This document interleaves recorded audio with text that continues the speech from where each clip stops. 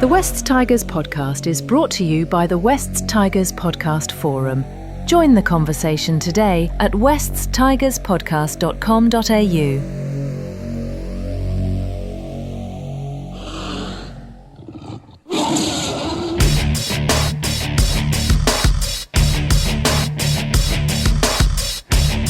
West Tigers podcast, episode number 417. Got a very special edition tonight. Got the two stars of the West Tigers Life podcast. We've got Rob Bashara and we've got the coach, Adel Hage. Thank you very much, boys, for coming on. The boys are going to be debating Benji Marshall off the top. That's the lead tonight. Adel's going to be talking a little bit about the West Tigers' current coaching staff, a little bit of a breakdown of particular roles the guys have. We're going to do a bit of a masterclass on attack, defence and contact, not looking at yesterday's game, but looking across the season and what the boys make of some of the strengths and weaknesses of the West Tigers in those departments. And we'll end with one of our sort of favourite segments on this podcast, a buy, sell and hold. But Rob, thank you for coming on, mate. Just tell us a little bit about how it came about you doing a podcast with Adel this year, because I know it's very popular with the West Tigers fans. G'day, Eddie, and thanks for having us both on. It's a strange one. I just met Adel through a couple of cousins of mine about 3 or 4 years ago, and the boys, I invited them over to watch one of the games with us. And, yeah, we just kind of kicked off a friendship from there, and we've been bantering quite a bit over the phone, and I suggested, how about we try a pod on Sunday night, and if it goes good for the first couple of goes, we'll run with it. And it seems to be a very popular podcast. Adel is absolutely the star of the show. And I think the fact that he gives that perspective from a coach's lens, and he's so calm and calculating, and definitely the complete opposite of me, at least when we're analysing. I'm hyper emotional, and he's just so suave and cool, and he loves it. And just for the fans out there that haven't heard it, Rob, when's it on? I think you boys are going to be at Leichhardt this Sunday, aren't you? I'm not sure where we're going to do Sunday night's one, but generally we record on Sunday night, which would have been last night. Unfortunately, Adel was ill, had some nausea, and I jokingly said that he got that nausea from all of Benji's chopping and changing of positions on the field yesterday, which we'll get onto a bit later. But we're actually going to record what we would have done last night tonight after doing your pod. We'd made a commitment to doing your show, Eddie, and we didn't want to let you down. And thank you for starting a bit earlier, so we've got a bit of time to put a bit more content out there for West Tigers fans. And Adel, it's a pleasure to have you on, mate. I got to say I'm an ardent listener of the Sunday night show, and I always find like I learn one or two or three things and then go back and have a little look at the replay and thought, geez, I didn't spot that or something. But first off, mate, tell us a little bit about where you're coaching at the moment, and also your sort of coaching history at the West Tigers. Oh, yeah, thanks for having me, Eddie. It's a pleasure. I do get a little bit embarrassed when you guys call me like a coach and whatnot, because at the end of the day, I've never been to the level that we're sort of talking about at the moment. So it's a little bit difficult for me sometimes hearing some of the compliments. But, well, at the moment, I'm with the South Logan Magpies up here in Queensland. So I coached their Cyril Connell side this year. Pretty interesting. It's pretty relative to what's going on at West Tigers at the moment with our club in regards to sort of the area and sort of we're a little bit of a merged entity as well. Two clubs that have come together, but which got a pretty rich history.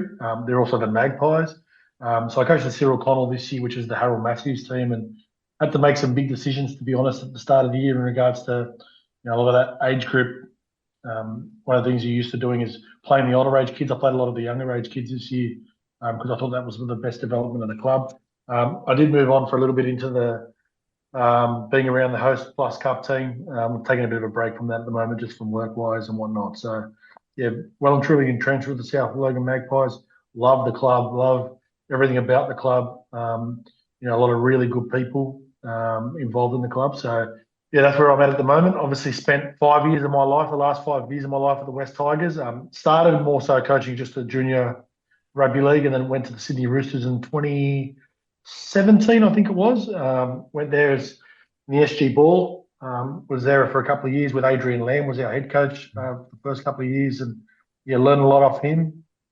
And then through COVID, I accidentally ended up at the West Tigers, Harvey Norman side, purely because there was no other rugby league going on bar the Harvey Norman competition. Was the only one that actually come back other than the NRL. So Adam Hardigan was the general manager of football at the time. He was a close friend of mine, and we sort of had a conversation. I come on board for the back end of that year, and that was really something different.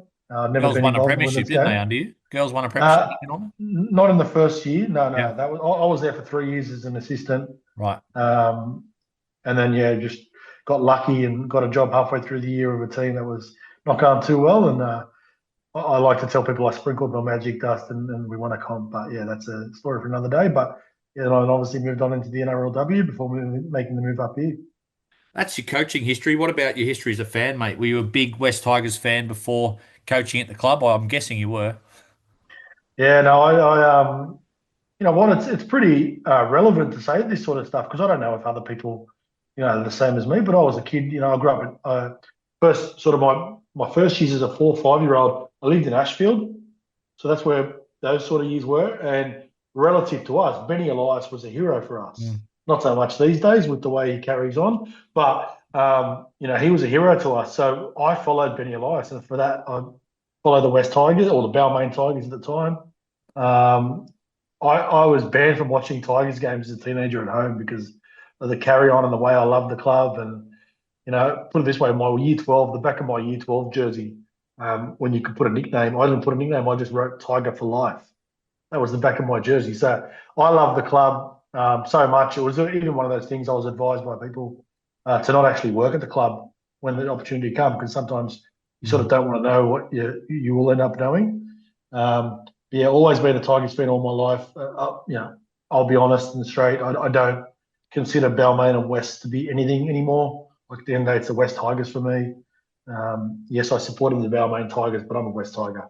Yeah, it's funny that I actually went to school at Ashfield Boys, and I was a Balmain Tigers fan growing up, but played Aussie rules for the West Magpies, so it was almost like the perfect merger for me. But boys, we are not going to dwell on yesterday's game because I know you're going to have to go through that torture later on your own podcast. But we are going to lead with Benji's press conference because that was a bit of a hot talking point on our podcast last night, Rob. I'm probably glad you weren't on last night because you were breathing fire, some of the texts I got. But what did you make of it overall, mate, 24 hours later?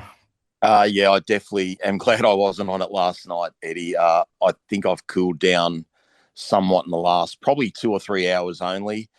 I was disappointed with a lot of what he said. I get that he had to cater to the New Zealand media and he was back home.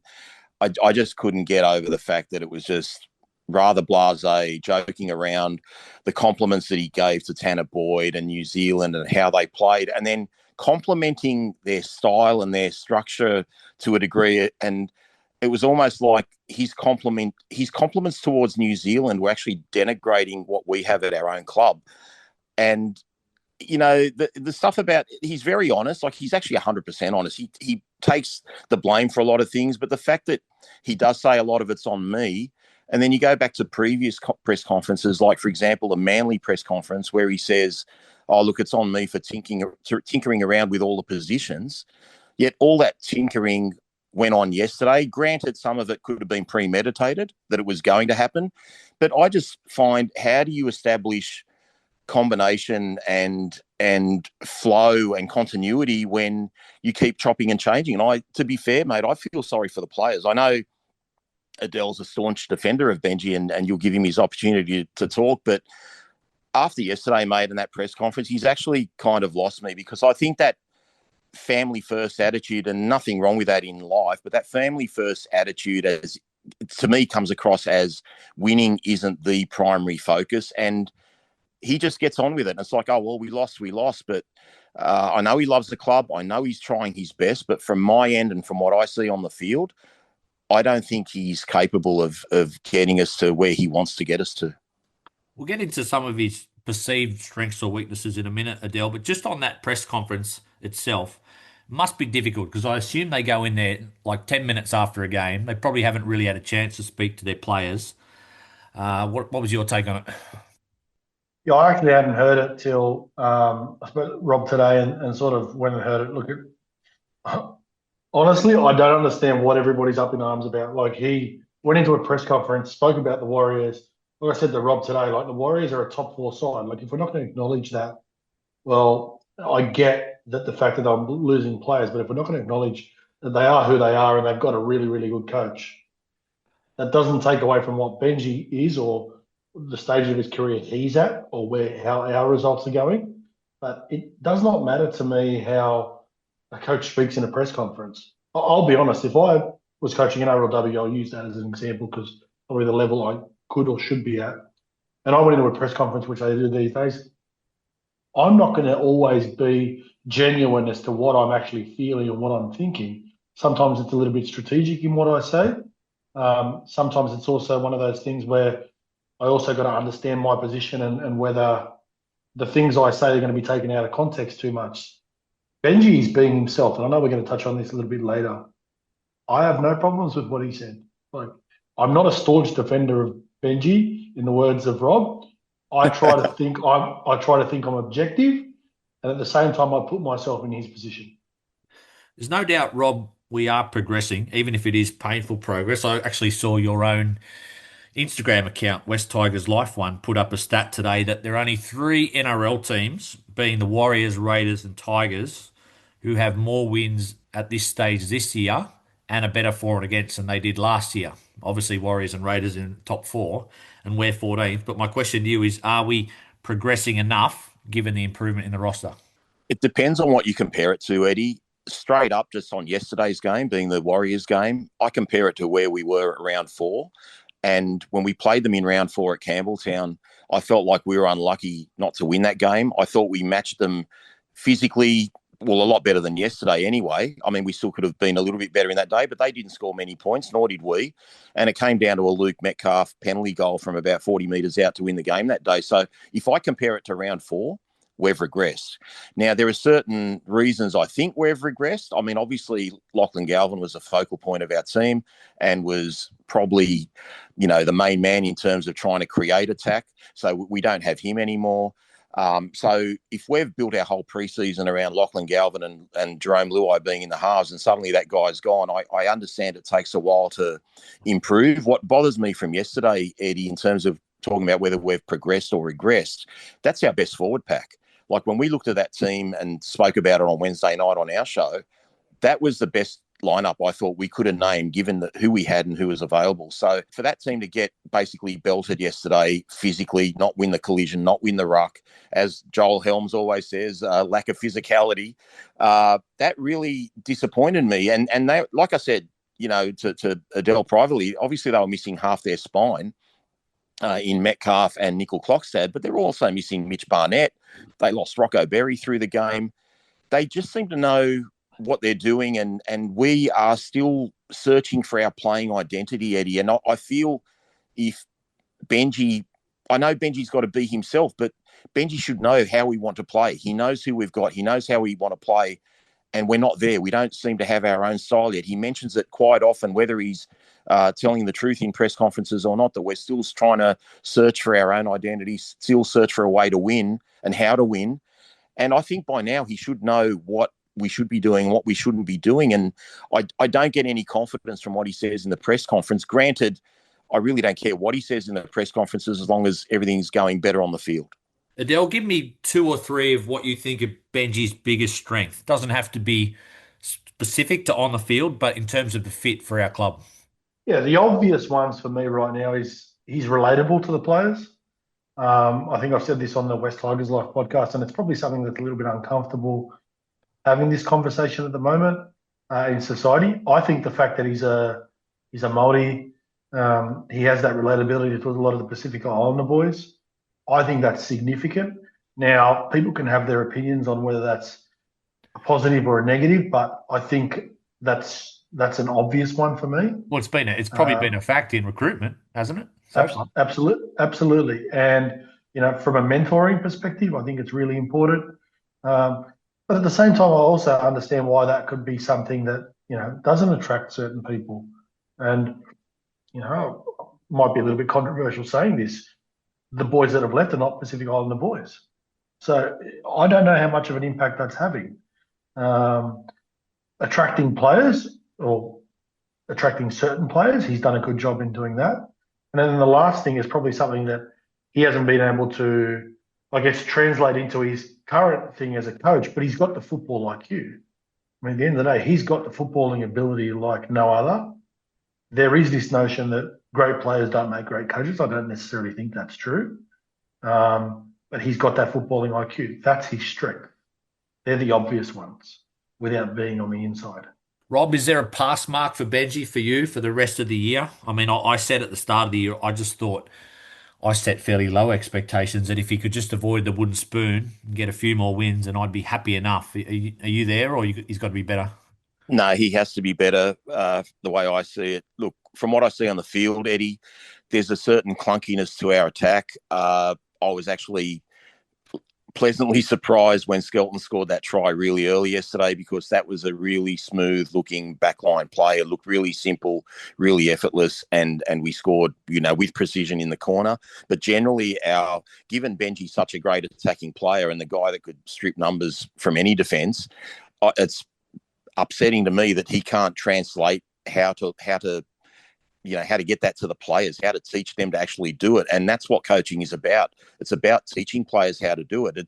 There's no point Benji, running shape at training. He needs to be able to explain to Luai and Latu and how to do this and be really X's and O's and specific about how to do things. Sometimes I've questioned some of the team selections.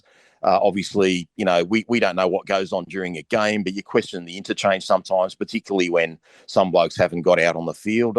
I can accept, like Adel's pointed out to me, that a back or a hooker or something doesn't get a run, but when a middle, doesn't get on the field at all, I mean, that there's something wrong there. It's either a lack of trust in the player or he's got the selection wrong. But no, look, for me, it's a fail right now, and I put it this way to you, Eddie. We've got 3 players that were incumbent premiership winners in Appy Coruscant, Jerome Luai, and Tito Taruva. Now, if I go back to 2006 and I know they're different players, but put players from those positions, such as Robbie Farrow, Benji Marshall, and say Pat Richards, who'd be the 3 equivalents in those positions. If I took them out of the West Tigers in 2005 and put them in the team coming last in 2006, I don't think they'd come last. Okay, so we've got basically a quarter of a premiership winning side, sprinkled with some other talent there as well. We should not be wooden spooners. We shouldn't even be in the fight for the wooden spoon. And to be fair, if we'd have won the games we should have won, we wouldn't even be talking about this right now. We should be, in the middle of the pack, but we're not. And it's such an even comp this year too, Eddie. That's what's most frustrating about it. This is probably our best chance to make the 8, because the top 4 have separated themselves. And, we should have been in that fight from 5th to 8th. And now we're basically in a fight for the, bottom 4. I noticed you didn't mention Brett Hodgson there, Rob, in your little comparison. But Adel, I suppose from a coach's perspective, do you reckon they set win targets at the start of the year, or is it simply about next training session and improving individuals throughout the year? Do you think there was a specific top 8 target, or is that looking at it too simplistically? Oh, I think they'll have different targets amongst different parts of the organisation. So, your football administration, your football committee would have targets. Your coaching staff will have their targets. You probably have one with the leadership group, and then obviously as a playing group as well. One of the things I always talk about is you sort of target little blocks of the season. So maybe your first 4 rounds, your first 6 rounds, a middle third, an origin period. I'm sure they break it down into that sort of stuff and try to target certain things. You certainly look at that period we lost 6 in a row, and that's a massive negative, and that would put a lot of pressure, would take the confidence out of you. Sometimes it really takes its toll. But yeah, I'm sure they'll have targets. They'll have expectations, no doubt. They do change though during the year as well, both positively and negatively. I mean, if you have, targets that are trying to be 50%, I'd say a team like the Canberra Raiders, I reckon their goals have changed halfway through this year, haven't they? Considering what it was at the start of the year. So it's one of those things where you do have targets and you do have expectations, but they can change depending on circumstances as well. Rob, 2026, I think, whether you like it or not, I reckon Benji's going to be here for 2026. Is it as simple as top 8 or bust or not?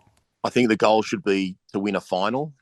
If you win one finals game, I think that would be a success. I've always been a believer, Eddie, that if you aim for a certain spot, you're probably not going to hit that mark. So if we aim for 8th, we're going to finish 12th. I think you really should be aiming top 4 every year. And if you fall short, you fall short. And, teams that aim for the premiership, they probably will still make the 8. So just set your goals as high as you can and don't put any expectations. Like if Benji was to acquire a few more good players in the off-season besides Kai Pearce-Paul, if you rate him as one, and Taylor May, who looks like he's going to be a really good asset to the club based on what he showed in Cup yesterday, there's no excuses. Just because we come 17th last year or potentially 17th this year doesn't mean that we should accept 16th or 15th just because we came last. There have been teams, like the Roosters, back in 2010 that were wooden spooners in 2009 and they made the grand final the year after. So I don't think we should set the bar so low, Eddie, but it really just depends on the cattle.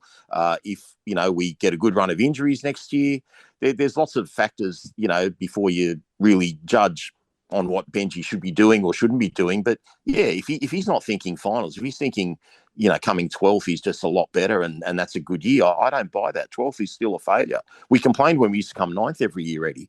So yeah. They were the glory years, Rob, 9. Yeah. It turns out they were the glory years. We were really depressed, weren't we? But yeah, I think if you're not playing finals, mate, and I don't want to even come 8th and just get belted by 30 in week 1. Like you make the finals, you want to make an impact. So hopefully we can do that next year. Just change tact a little bit, Adel. Like in terms of putting together a coaching staff, like I assume it's, Craig Bellamy and Wayne Bennett. It's a big part of their, success is getting good assistants. And looking at the West Tigers, I can see from what I can gather, the 3 assistants are Brett Hodgson, Chris Hyington, and John Morris, and then you've got Aaron Payne. Do you want to maybe break down for me what you think those guys' specific roles are within the team at the moment? Yeah, so again, a lot of this is from what I know and what I understand. Like again, that sort of stuff can change on the run as well. So specifically those guys, from what I understand, Brett Hodgson looks after the attack. John Morris looks after the defence. Chris Hynington, I think his role can sort of be around the forwards, plus he's what they call an effort coach. And from what I understand, he's really good at that. And what it does is, and it's one of those roles where I think the old school rugby league fan sort of sits there and sort of frowns upon some sort of role that's been created. It's not a role that's been created. It's actually pretty common. And what it does is it actually focuses on the small parts of the game that you can't actually coach, that you sort of highlight to the players more so than anything. And then Aaron coaches, obviously the New South Wales Cup coach, but what he does is all our transition coaching. So guys that are not playing first grade, he'll be working with them on their development and giving them all their feedback. So even guys that potentially are playing, especially with our club, playing Ron Massey Cup, all that stuff, he's in charge of guys that are playing flag, that are on top 30 contracts. You might have someone like a Macassini who's a development player, or I'm not sure, he's a development player, or even the training trialists that are currently playing at the club, so he'll look after those guys. So that's, from what I understand, the current model that they've got at the moment with the club.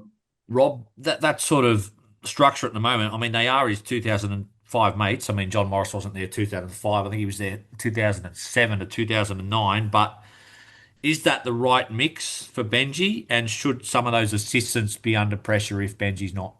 Oh, I don't know if it's the right mix, Eddie. It depends. I mean, based on what I've seen so far, possibly not. But Brett Hodgson, I don't think has had such a senior role with another NRL club before. So I guess you've got to give him some time. In terms of whether someone else, like not in the 2005 clique or the West Tigers clique, should be there, I guess Benji's got to be able to trust the people he's got around him.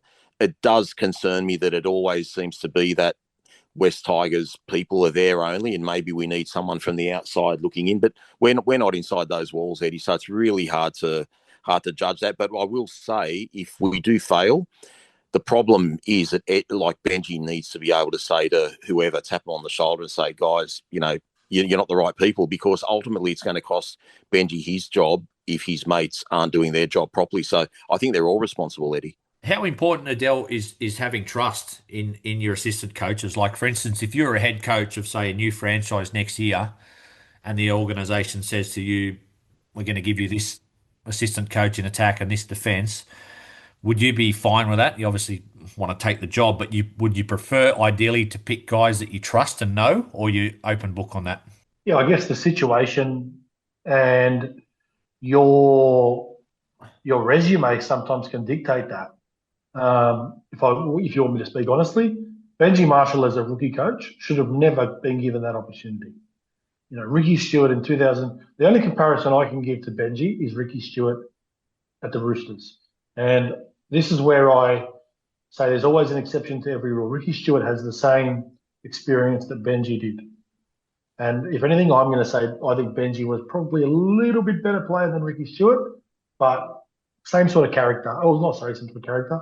Same sort of characteristics that he's taking from his football career, he's taking into his coaching career, same as Ricky Stewart. The difference was Ricky Stewart got given, from what I remember, Shane Flanagan, Ivan Cleary, John Cartwright, Dean Pay, and there was one more, and I can't remember who it was, as his assistant. So he got given a massive team, and he had Phil Gould. That's what Benji should have been given. And he should have been given that with no questions asked.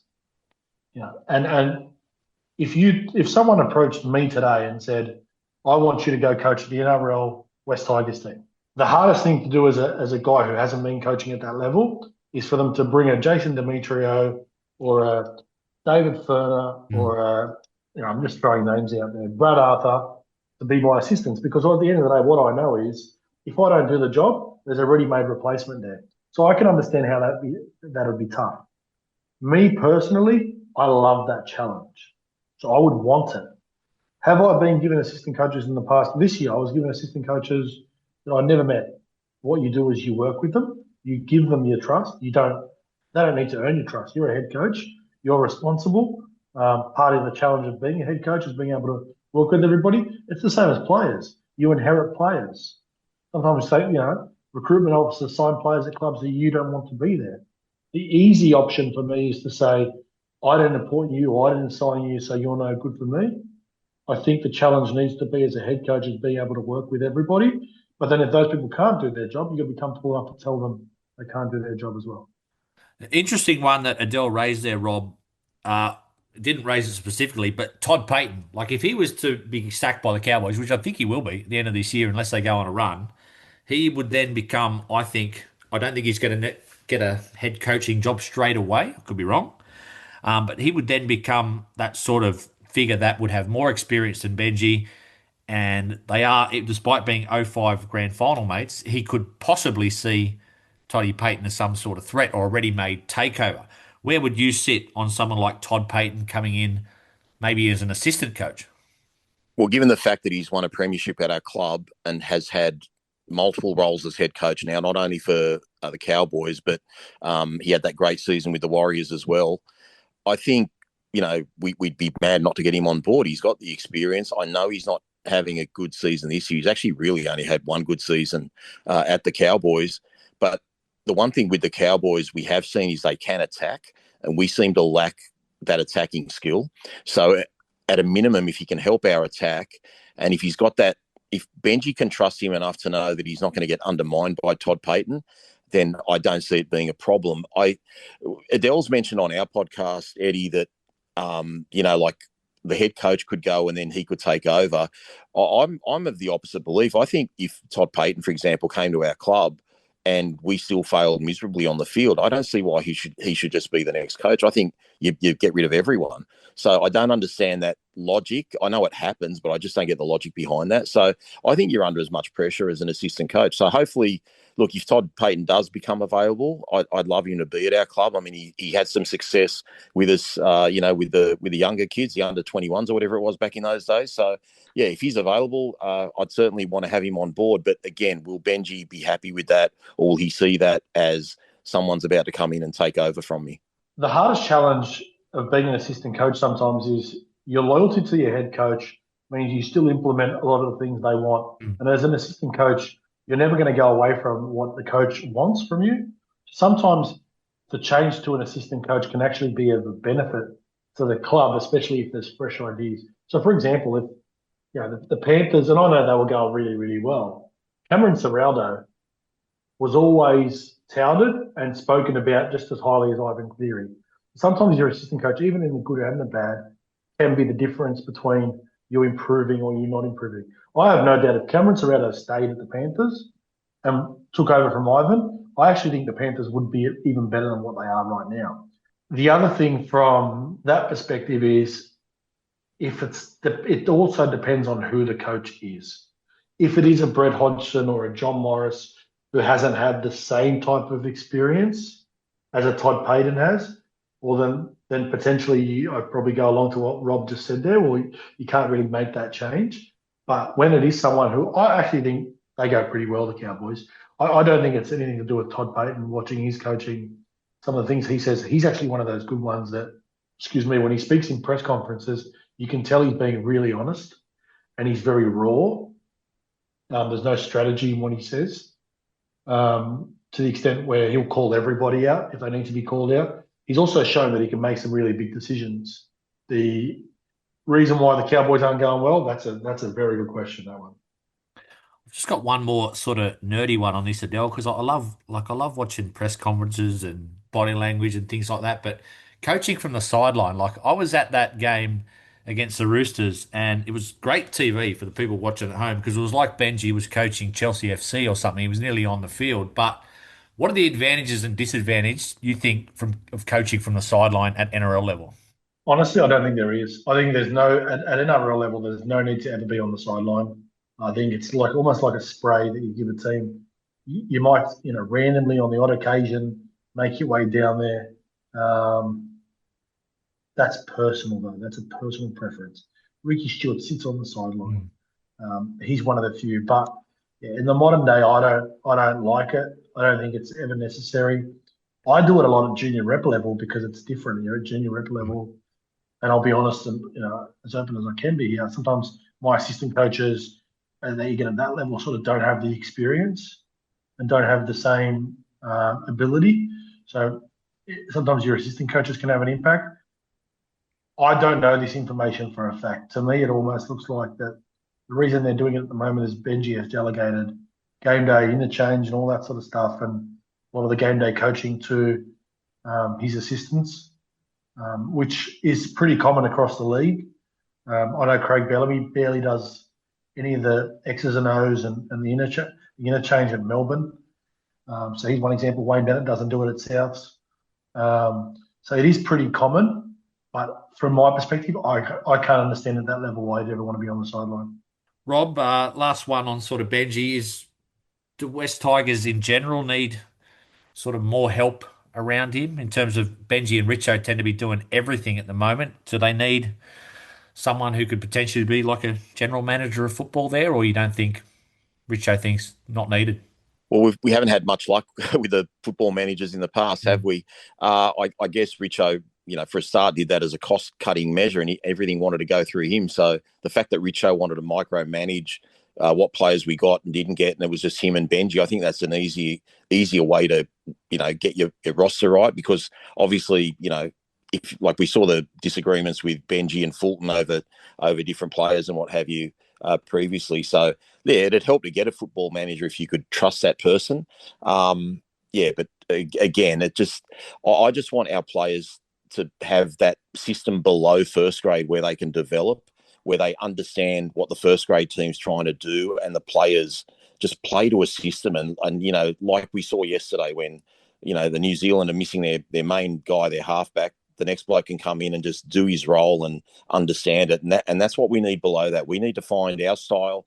And then I just hope we set up a platform below first grade that's where we need the help, Eddie. That's where I'd like to get the professionalism, the assistance, the guys with experience below that, not the young guys. We want the older guys that have been around for years that can develop. Like, we need to poach the blokes that are, whatever they're doing at Penrith, mate. We need to poach those blokes because they've just got that way of just getting the best out of their kids coming through. And by the time they hit first grade, they're ready to go. So I'd be more focused on getting the pathways right as opposed to just getting a football manager. So on that note, Eddie, we do have a general manager of football, and Rob should know this because it's my good friend Matthew Betsy, who was our head of pathways previously. His strength, he's not a recruitment manager. So obviously when he moved into the role, we did have recruitment in Scott Fulton, and there was someone else actually. We had McDonald as well. And Warren McDonald were the two guys that were sort of doing that role. Then they obviously had to separate one because they didn't get along. And then obviously it's gone into this model. It's funny. I actually sent Rob a podcast today of Steve Gillis and David Riola, who are two prominent player managers. And one of the things they were talking about, without dropping names, they were talking about how certain clubs with the recruitment and how it's important with your recruitment and all that sort of stuff. Certain clubs have 5, 6 people in their recruitment, and they were talking about how one club had one official person working in their recruitment, and that's our club. We've got Shannon Gallant that does the role. But even from that perspective, Shannon Gallant has the role, but he doesn't have the role from an NRL perspective where he can, he makes the final decision on recruitment and all that sort of stuff. That's where our resources need to come in.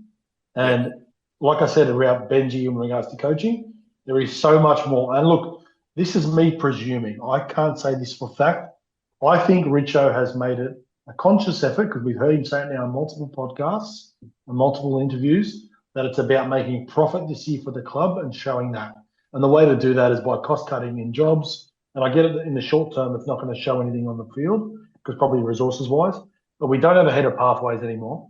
We don't have anyone on our, well, besides Shannon, we don't have a recruitment team. We do have Bronson Harrison is our Balmain junior rep coordinator. Shannon Gallant doesn't do West anymore. I'm trying to think who does West right now. I'm not sure who it is, but yeah, we do have a general manager of football, but his role is not your typical. It's not your Gus Gould role. It's not your Frank Panisi role. It's more of an administration role. Let's dive into, boys, a bit of some of the words you used then a minute ago, Rob: structure, system, stuff like that. And I'll go specifics with coach in a minute, but Rob, attack-wise, the team's played 17 games, scored 334 points, which is about an average of 20 points a game. 4 or 5 years ago, that would be decent. I don't think that's very good now. Only the Rabbitohs, Eels and Knights have scored less points so far this year. So 14th ranked in attack. What have you made of the side's attack this year generally? Eddie, I think it's a pretty simple style, and I don't mean that as a criticism. I just think when you've got so many new additions to the team, like we had 4 or 5 new recruits from other clubs, we've got young guys coming through, some debuting or some have had, less than 20 games. You've got to try and keep it reasonably simple. I'm a little bit surprised, as Adel always points out to me, that we're not more Appy-centric. Appy's hardly run for any metres in the last few games that he has played. And we've got, in my opinion, the best hooker in the competition. Galvin leaving mid-season obviously didn't help, as I touched on earlier with you. So, you've gone from basing your game plan around Luai and Galvin, and now Galvin's not there. You can't just fix that in 5 minutes. Granted, I love everything that Latu Fainu's bringing to the club. Look, I just think we've never had a problem getting from our try line to the other end, and our kicking game's not bad. It's just literally, Eddie, when we get in that red zone, we're just like a deer in headlights. So I don't know how to fix that. I'm not a coach. I'm sure Adel has better ideas in terms of that. But given we've got one of the greatest playmakers in history, I just don't get how he can't teach that, because he's got capable players. It's not like he's got bums there, mate. He's got a 4-time premiership winner as his captain. Before he left, he had, the hottest young prospect in the game, arguably. And now he's got another brilliant prospect who, in my opinion, in terms of halfbacks, he's only probably second to young Katoa from the Dolphins in terms of what they're potentially capable of being. So he's got great players there. He's got Buller at fullback. He's got great finishers in Taruva and Skelton. Toa's found a leg this year. I don't know why we can't score in the red zone, mate. It just other teams seem to be able to strip teams of numbers so easily. I watched that St. George Roosters game Saturday afternoon that was quite late, the 5 o'clock game or whatever it was. And the first 5 tries were just basically stripping teams of numbers and scoring, and it looked so easy. So, again, I don't know how that all works. Adel would know better than me, Eddie. But, look, it's probably a pass because we get to the quarter line reasonably well. But once we get there, we seem to lack a bit of creativity. I'll ask you 2 questions, Adel. What is our style if we have an attacking style? And I often hear coaches before a game, and whether it's just a throwaway line, and whether it was Seabold or Cleary or Robinson, a couple of them said in pre-game, West Tigers are a unorthodox or unconventional side. And I assume they're talking about with the ball. Is that almost like a backhanded criticism to say they sort of, when they fall behind, they start throwing the ball around? Or how do you sort of read that? Yeah, look, to answer your first question, I don't think we have a style yet. I agree with Rob. And I don't know whether that's a positive or negative yet. I haven't sort of figured that out in my own mind. sometimes you sit there and as a coach, you're sort of you believe in what you believe in, but at the same time, you're trying to figure out what you look like. I think the problem for us is we're too focused too much on about our attack. I actually think our attack isn't too bad. It's not pretty, but it doesn't fundamentally base what you do as a team results-wise. Look, I don't take much notice of what other people say about us because we've won 3 wooden spoons. Like, nothing is genuine that comes out of other teams' mouths. So, I think they try to be respectful, but at the same time might give some backhanded compliments or even some backhand pieces of criticism. But I don't really worry too much about what other teams say. It's a really good question you ask in regards to our style of football. I don't think we've been able to figure it out, and I do think there is reasons for that. Looking at some individuals, Rob, obviously the big names in our attack, Appy, Coruscant, Jareen Buller, but I'll start with Jerome. I think the plan initially, obviously, was to turn him into a halfback. That seemed to shift halfway through the year. I can only go off Shane Richardson chasing Adam Reynolds. Now he's back playing in the 6 with Latu in the 7. Where do you see his best moving forward for our club? I see his best as a 6. But just to touch on that a little bit further, I mean, you've got to put that down to a fail from us. We've identified him as a 7. We're paying something in the vicinity of $1.2 to $1.3 million to get the best out of him on the field. I love the guy. I love what he brings off the field. I love what he's trying to do to the culture of our club to set up a winning formula. But we're not seeing enough on the field. I think he is better when he's got a little bit more room, as all players do, and gets into that second receiver role. I certainly think Latu can help him do that. Excuse me. But yeah, I think moving forward he has to be the 6.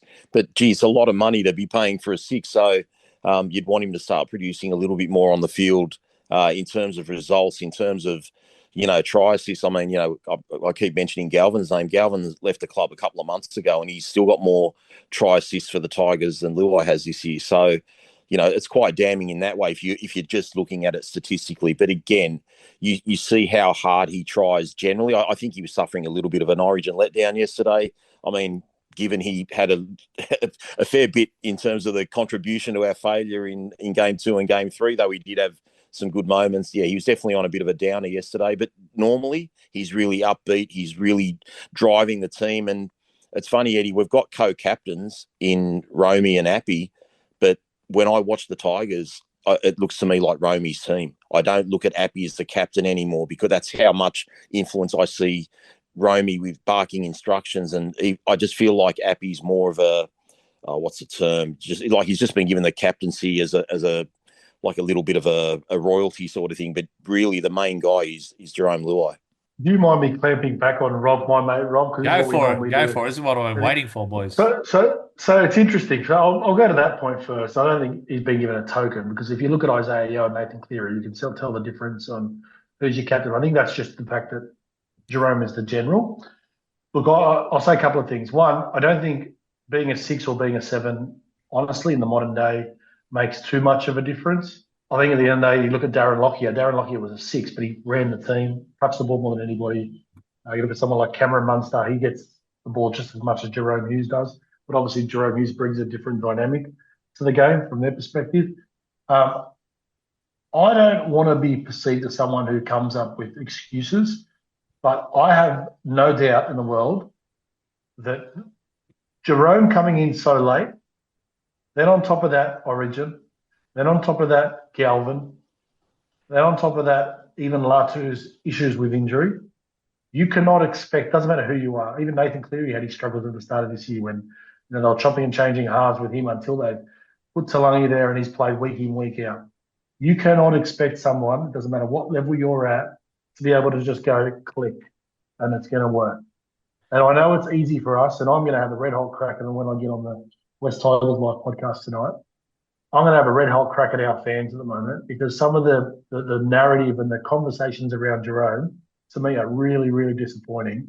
He had a bad game yesterday. Absolutely no doubt about that. You're entitled to have a bad game. I think footballers in general are entitled to not play well a couple of times. I think some of the narrative around his Origin performance are disgraceful. Some of the blaming in regards to that one kick. Like if you're a team, am I allowed to swear on this, Eddie? Yeah, go, mate. Go.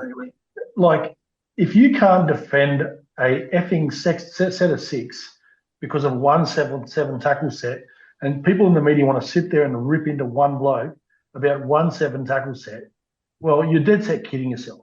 Like he's been made the scapegoat of it all, and it's just terrible. Like it's so poor, and I think it's because he plays for the West Tigers, which I don't blame people for criticising our club and making fun of us. We won 3 wooden spoons.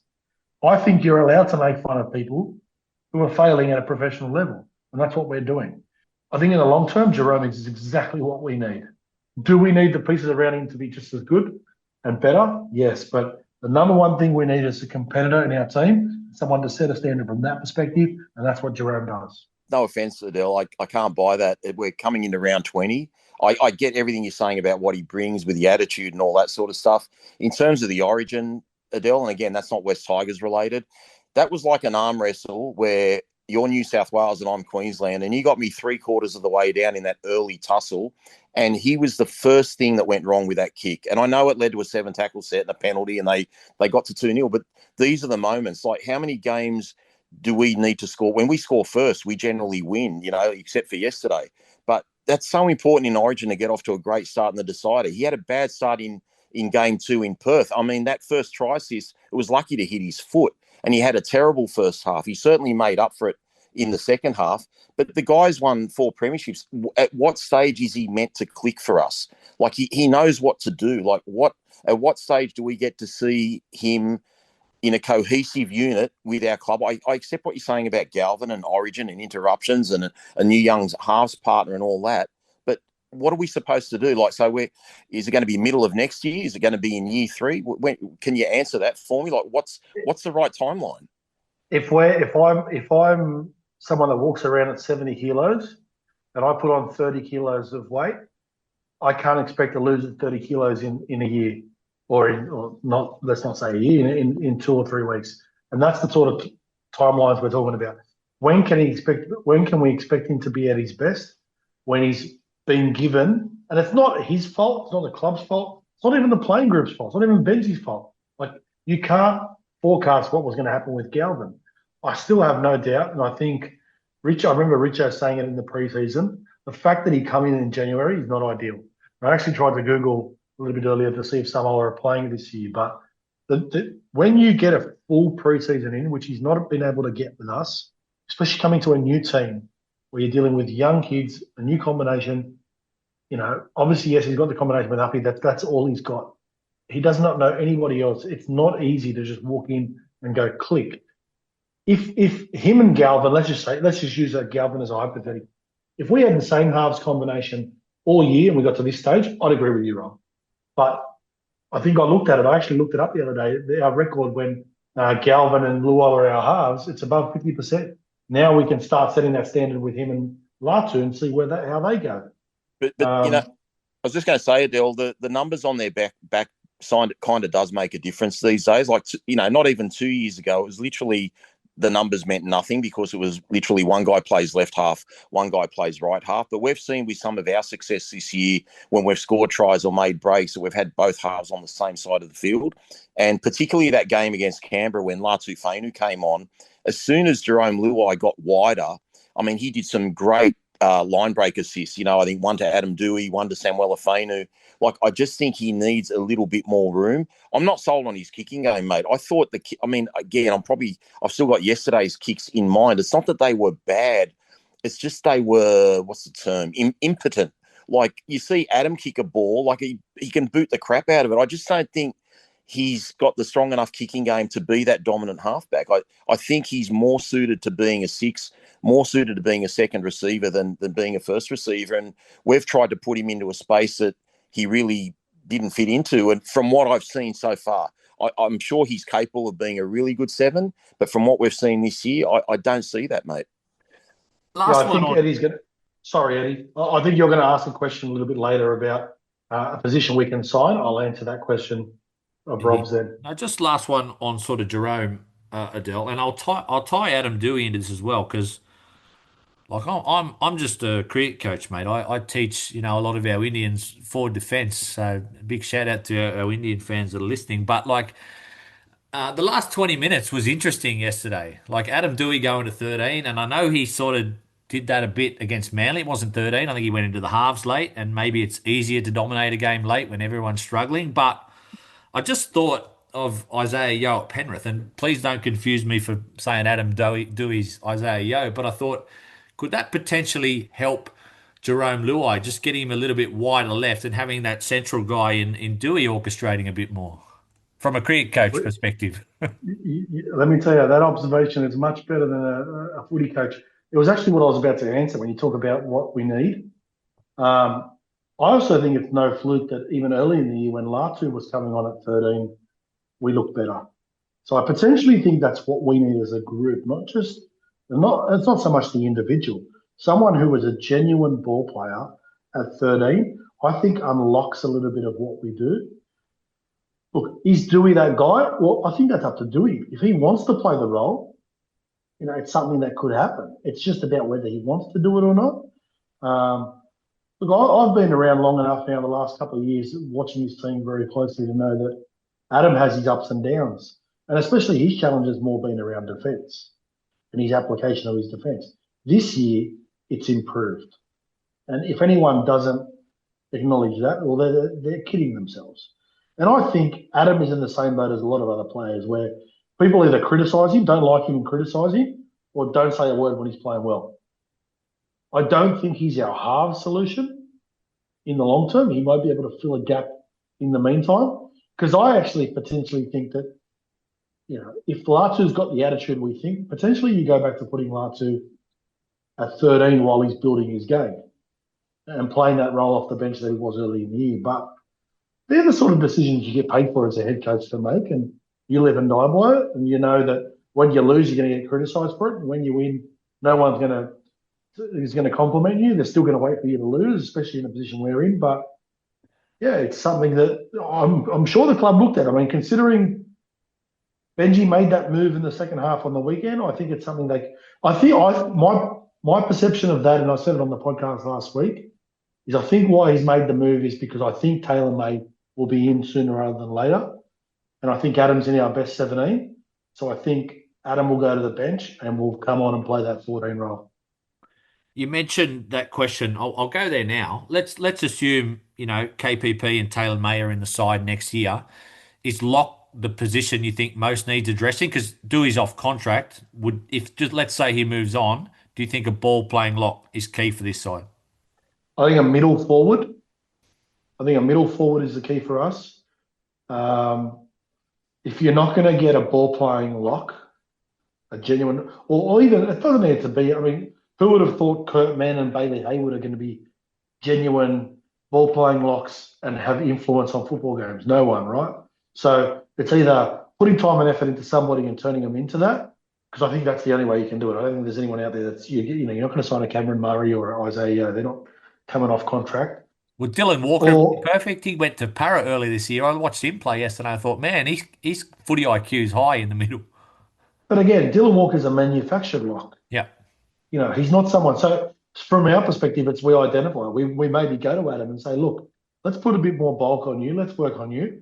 We'll give you a bigger contract. We'll give you a longer term. We want to turn you into our 13 in the long term. He may want that. I think the person's got to want to accept the challenge as well. The other one for me is a middle forward. And when I say middle forward, I mean a genuine destructive middle forward who can find their front, who generates good line speed, who has a little bit of intimidation and a bit of fear factor. I think our forwards all play very, very similar.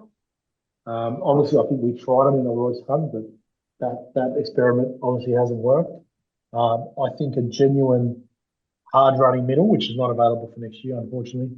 Rob, last one on sort of the attack. I still think we're lacking in a bit of pace and power, and that's probably Captain Obvious statement, but looking at our centres and edge-back rowers, do we have enough athletes coming through, or is it just the way that we don't run hard enough as teams? Or to me, it looks like physically we don't look like we have some of the athletes other clubs do. I agree with you. We don't have the athletes other clubs do. But that said, we've got, young Makasini coming through, and I think you'll find, I hope Taylor May will be named in the team this week to face the Titans. So we've got two guys that run hard and run fast there. We're definitely lacking speed, Eddie. that's one thing that we're really devoid of. I mean, Buller is deceptively quick, so I'll give him that. And we keep hearing about the Forbes Ferrari, but he doesn't seem to get in the clear too much, old mate Stainsy. But we're devoid of pace. And I just think even when you look at our forwards, I think some of the other clubs, young forwards coming through, they just seem to have this prototype of, big 6'3", 6'4", young, big Polynesian boys, and we don't have all that coming through. So I don't know if it's who we identify or what we're doing, but other clubs seem to have more naturally talented players or physically talented players than we do. I think Blocker called him Dan Staines yesterday, so a bit of a flashback to Balmain in the 90s for Blocker. I mean, I love listening to his commentary. With defence, Adel, 436 points conceded this year, average of about 25.5 a game. Only the Cowboys and Titans have conceded more, but there are a few buys and stuff and variables in there, so I think we were only slightly higher than 2 or 3 other clubs. Do we have a specific defensive system, and what have you made overall of the team's defence this season? It's going to be harsh for me to say this, but it's hard to tell if we do. I think it changes. And again, I'm saying this off what my eyes are telling me. This is not inside information or anything I learned previously being at the club at all. It almost seems like the individual makes the choices in how they defend, especially on our edges, because some of it doesn't make sense. You look at the Staffatoa, well, it wasn't the Staffatoa, it's Chanel Harris-Savetta try yesterday on Staffatoa's decision-making. A correct defensive system would never allow a centre to make that decision. So either the players just cannot implement what the coach's system is, or the system is broken. The hard part for us is we don't know what the truth is. It's got to be one or the other. There's not even an in-between in that. It's got to be that there is a good system, or there is a system. It doesn't need to be a good system as long as there is one, but it keeps getting broken by the players. Because I am seeing so many inconsistencies with the decision-making that we are coming up with, especially on our edges. With our middles, look, defensive system middle-wise, the only thing you really can focus on is things like tackle control, principles around A defenders, principles around markup work, all that sort of stuff. Unless you're hearing things and you actually can get access to the players on the field, you can't actually really tell too much about your defensive systems in around the middle of the field. But I have no doubt our edge defense doesn't have a consistent system, and the principles get broken too frequently for my liking. Does that where like a player like Skelton can get exposed? Because he's copping a lot of heat at the moment. And I remember Noffa back in the day.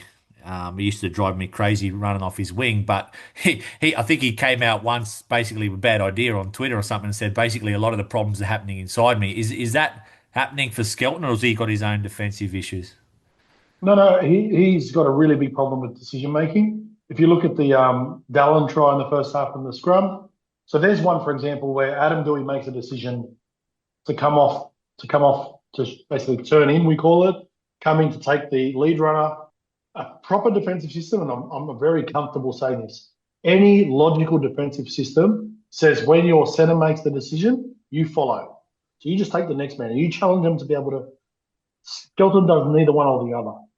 So he's sort of in between making the right decision or making a decision. I think he just struggles with that. It's funny, I see a lot of our fans talking about Tui Tupo, who's in the New South Wales Cup. Very similar. As a winger, you've got to be good with understanding the defensive system, the defensive principles, and being good at making decisions.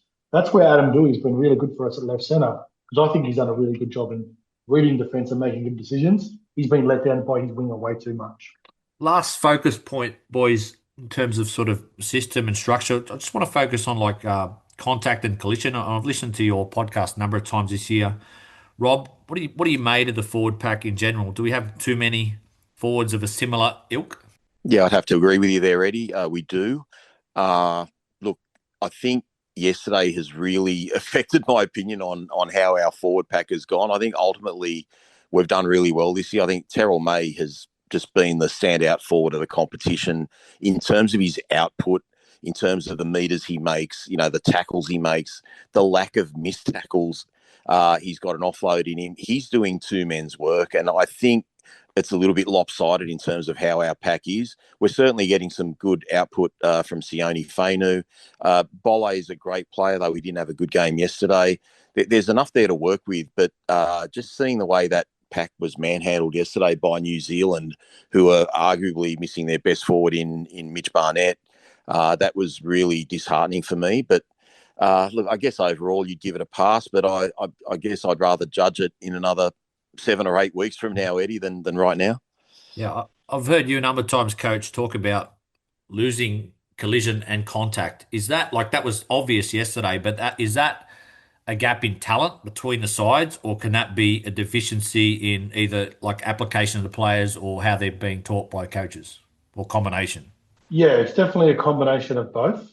In regards to collision, a lot of it comes down to your competitiveness. As a competitor, you need to want to come out of the line and show the line speed that's needed at that sort of level. But then there's also a second part of it that comes with what's being coached.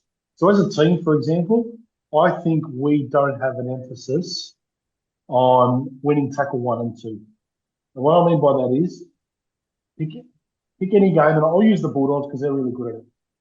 Go watch every time a team kicks the ball down the field and watch the first tackle and watch what the emphasis is on what the defensive side does and then watch what our team does. We tackle. Okay, our job is it's almost like our players, all they care about is trying to get the guy to the ground, the guy to ground. You look at Tuapiki yesterday, how many times he bumped the first man. Our dual contact is not there. Our kick chase application is so poor. Like there needs to be so much more work on kick chase. It's where it starts for us. Then if you can win tackle 1, usually you're a chance of winning tackle 2, which will have a big impact. And I just think our wrestle work is not good enough. I know the club has a wrestle coach. I know who the wrestle coach is. He is very highly regarded. So, it's potentially from a resource perspective, they've got the right person there, potentially. I don't know. Like, I don't know him personally. I just know who he is and how he's regarded around the league. He used to be at Canberra previously. He worked under Ricky Stewart. So potentially you turn around and go, well, are the players capable of doing it? I'm not sure what the solution is to that, because to me, it's almost you sit there and you just work on that till it becomes perfect. If you cannot win tackle 1 and 2 defensively in a football game, you will not win football games. And I think we've proven that this year. And it's been a big reason why we have not won football games, in my opinion.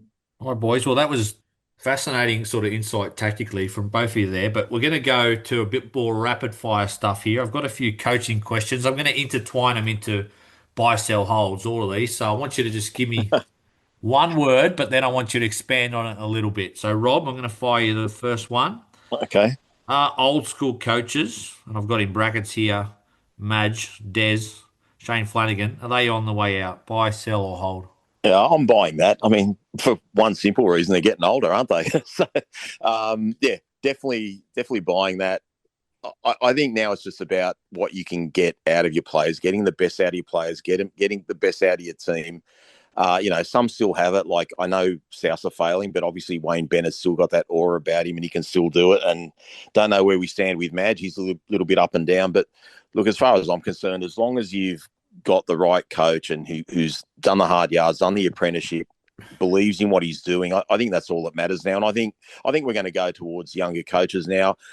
It doesn't affect us guys, but I would be so excited to see the Gold Coast get the Walker brothers, because I know they were doing so many radical things 6 and 7 years ago and they haven't coached for a while now. But if they do end up getting that Titans gig, that's the sort of thing that would excite me to watch a team like that and see what they come up with. I think everyone just copies everyone else now. Like most people are copying Penrith, obviously because they've won 4 premierships in a row, and Canterbury's just another version of Penrith at the moment. And I think we need someone to rejuvenate the game and be a little bit more revolutionary and come up with something new. So, I think the old coaches are outdated, but they've certainly got a place in the game still. I'll ask you one more question, Adel, because I don't know how to frame this as a buy, sell, hold, but I was listening to Phil Gould, and I can't stand the guy, but I do like listening to him. And he was talking about trying to get clubs off the bottom of the ladder, and he pretends that he loves the Tigers and blah, blah, blah. But he was saying basically when you're in the bottom, you have to improve your attack first, and you're trying to buy players that can hit the scoreboard for you, and then you can improve your defence. Does that make sense or not? Well, it doesn't make sense if you look at his model as what he's built for Canterbury at the moment. So it comes down to your coach. Your coach dictates what you want your team to look like. If you're asking me, I can't use NRL for example. I can use NRLW for example. If the club called me tomorrow and said you're our coach for the next 3 years, I would go buy a halfback. The first thing I'd do is go buy a halfback.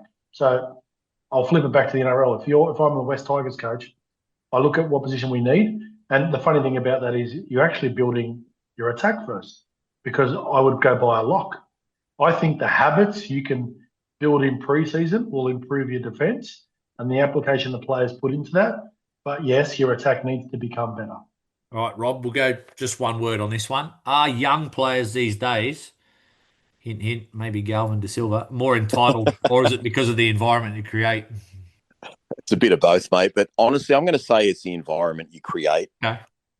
Because we see so many players at other clubs that, are young and they're happy to bide their time. I know I've heard Steve on your podcast, mention the Grants of the world, and I can't think of the 5'8" that's sitting behind Munster that hurt his knee. But guys like that, even the winger that just did his hamstring for Melbourne, they're all young. They don't seem to have an ego. And even if you look at the guys that aren't as young anymore, like your Dylan Edwards and your Isaiah Yo's, they've just always looked like respectful people, and they've never had egos. They were really young once, and they never busted to get out of clubs or do anything differently. So yeah, I think it's about the environment you create. And look, there's nothing wrong with trying to please your players, but I feel like from what we see what we've seen with Galvin and Talon, we're just letting people get their way, and that's something that I think all West Tigers fans are frustrated with. And I've got no issue with letting them go. It's just trying to get something in return for them, whether it's a player. I don't think getting 150 or 160,000 means anything to us. We don't care. We've got big salary caps. We keep hearing how much money we've got in the pool and this war chest and everything. It means nothing to us. We just want to get wins.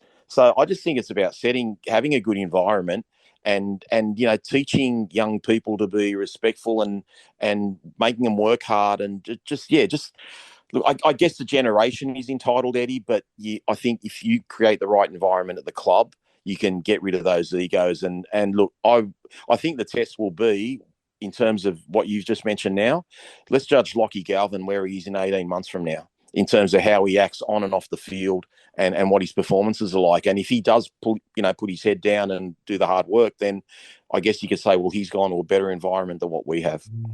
I thought I noticed a bit of stropping by him in that Broncos game, Rob, when he threw a couple of passes that hit the deck. He was looking around like it was someone else's fault. He didn't.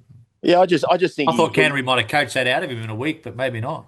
Mate, that's probably the worst game of his short career. And I know it sounds harsh, but he did cost them victory. He pushed the pass at every opportunity. Even the first two tries that they ended up scoring from were from push passes. One that got a 6 again off Adam Reynolds, one that went behind their whole right-hand edge, and it ended up being the winger, Montoya, who picked up the ball and did this amazing pass behind his head that ended up leading to a try.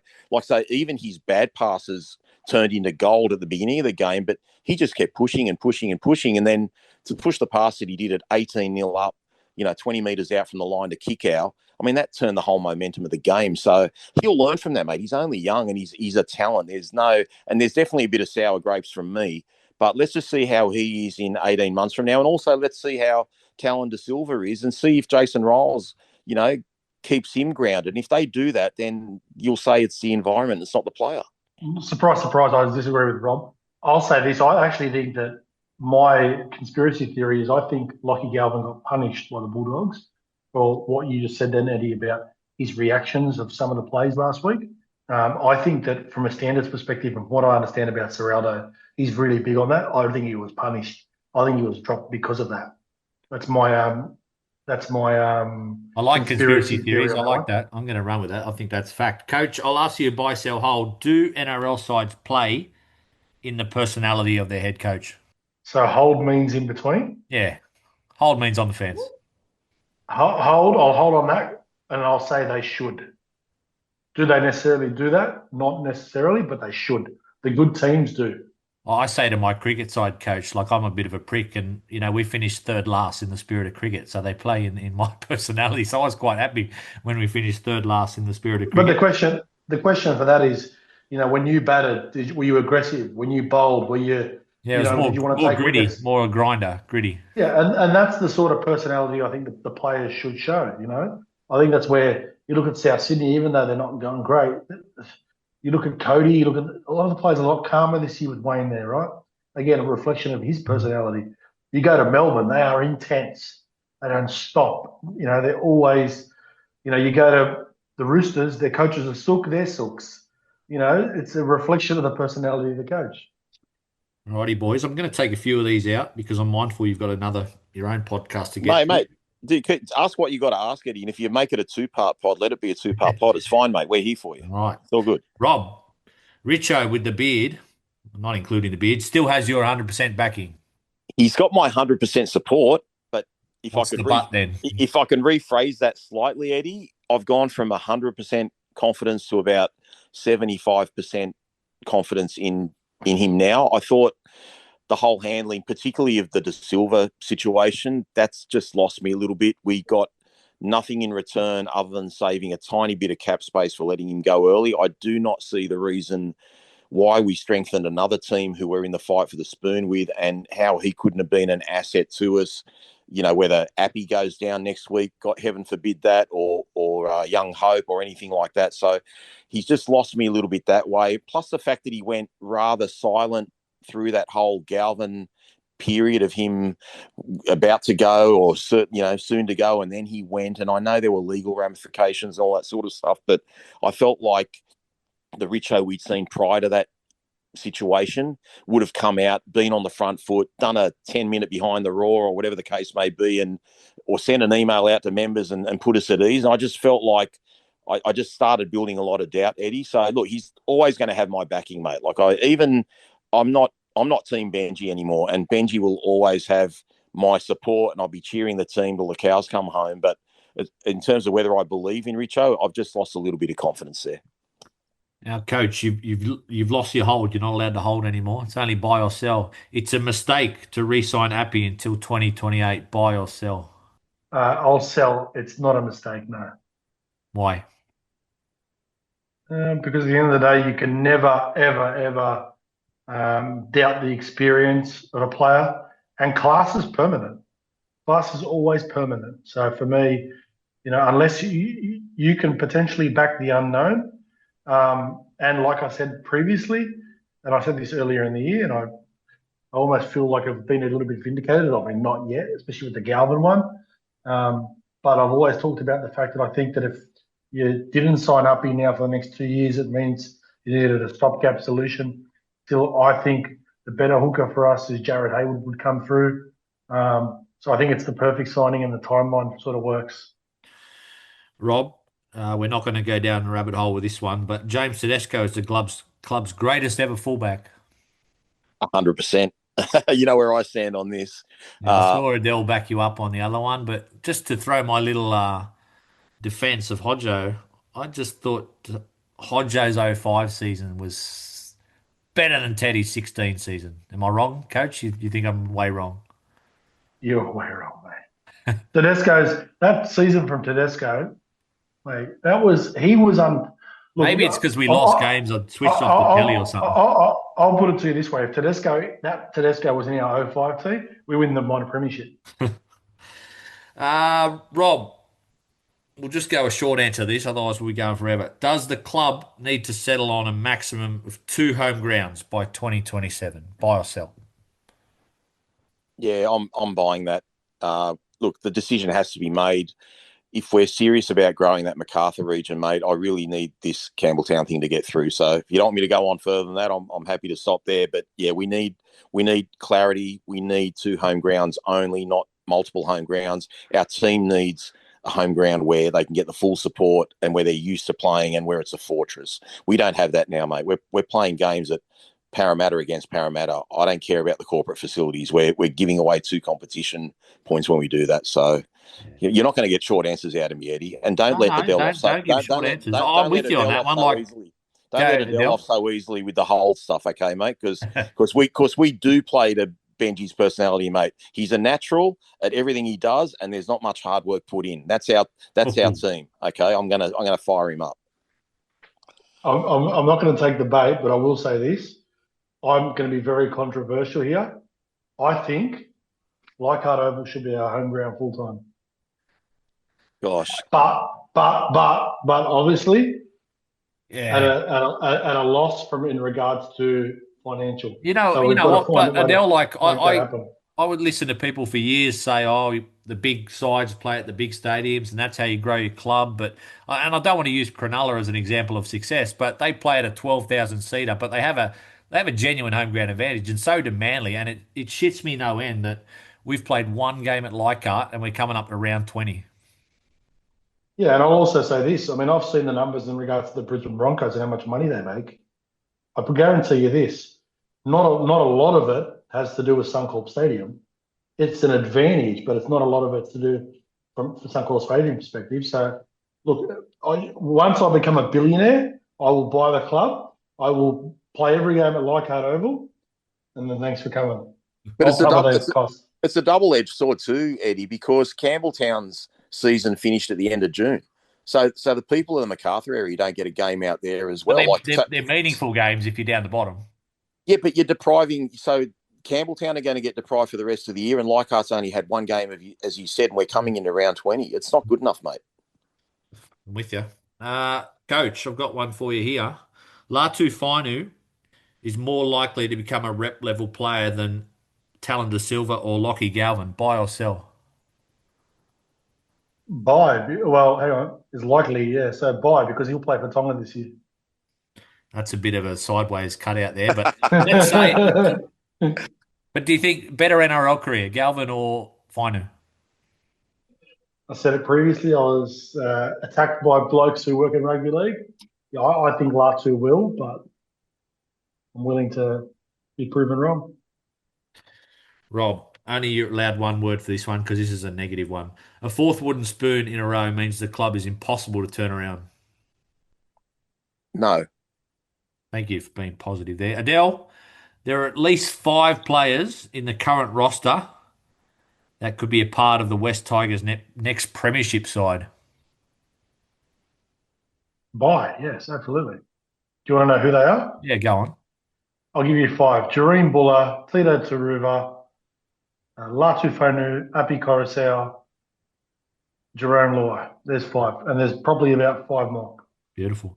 Rob, we still have a bottom 4 roster, and when I say roster, I'm talking top 30. Buy or sell? 100% we have a bottom 4 roster. I'll go further. We've got the worst roster. We're clearly a bottom 30 roster. It doesn't mean I don't think our best 17 wasn't capable of making the 8. We've got absolutely zero depth. We've seen that with, Benji not even wanting to play Kit Lauliti off the bench because he knows he couldn't do a job. And when he came on against the Roosters, he didn't do a job. We've let go of, Galvin and De Silva, so we're already weakened. We only replaced them with Taylor and May.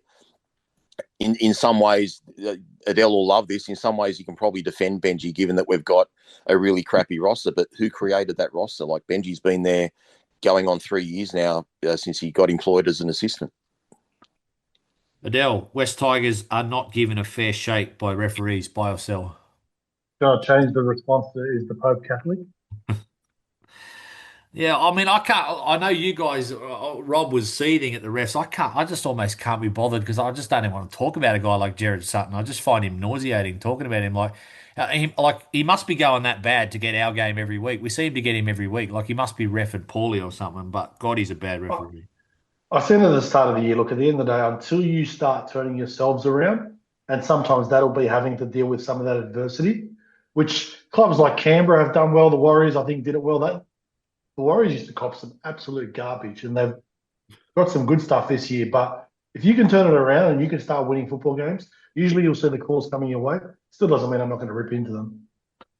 Let's do one more each, boys. Rob, this might be an unfair one to the club, given our roster. West Tigers debut their juniors or hot prospects too soon? Buy or sell? Yeah, unfortunately, I'm buying that, but I don't think we've got a choice given how poor our roster is. I mean, we're going We're most likely going to see that with Macassini this year.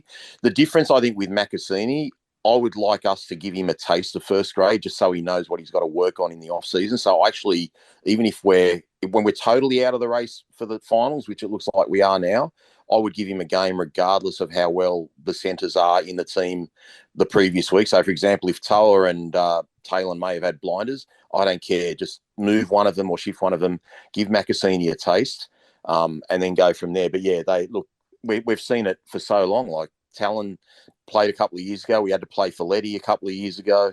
We've tried so many guys, and unfortunately, whether our fans want to believe it or not, and it's really harsh, Eddie, we destroy careers sometimes. So we've got to be a little bit better and a little bit more concerned about, the players' development instead of just rushing them in or playing them injured or playing them long minutes just because we're desperate for wins. There's got to be a duty of care that's a little bit better from our club.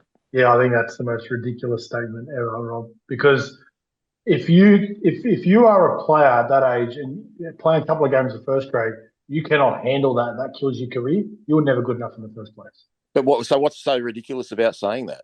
I can go back 10 years before Benji was there. I can go back to your Millers and all those sort of guys, or they get thrown in the deep end and they just end up in England after 5 minutes because they just haven't been brought up in a slow way. They haven't, like someone like Macassini should be playing 12 games of cup before we even consider him for first grade. Taylor May hasn't even done a full preseason yet, and just because he scored 3 tries in cup, we're going to throw him in like Lob scored 3 tries the week before. We're not certainly going to put him there. We've got to respect for cup being what cup is.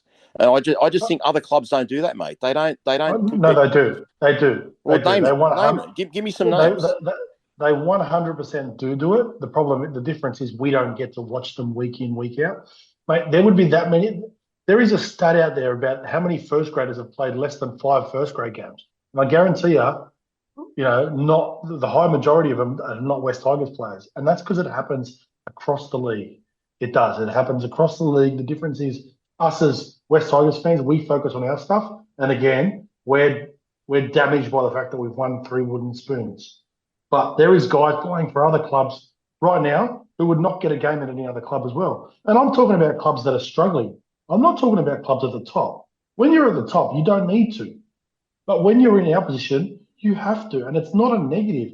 And those guys you're talking about is when we've been bad, because we've been bad for a very long time.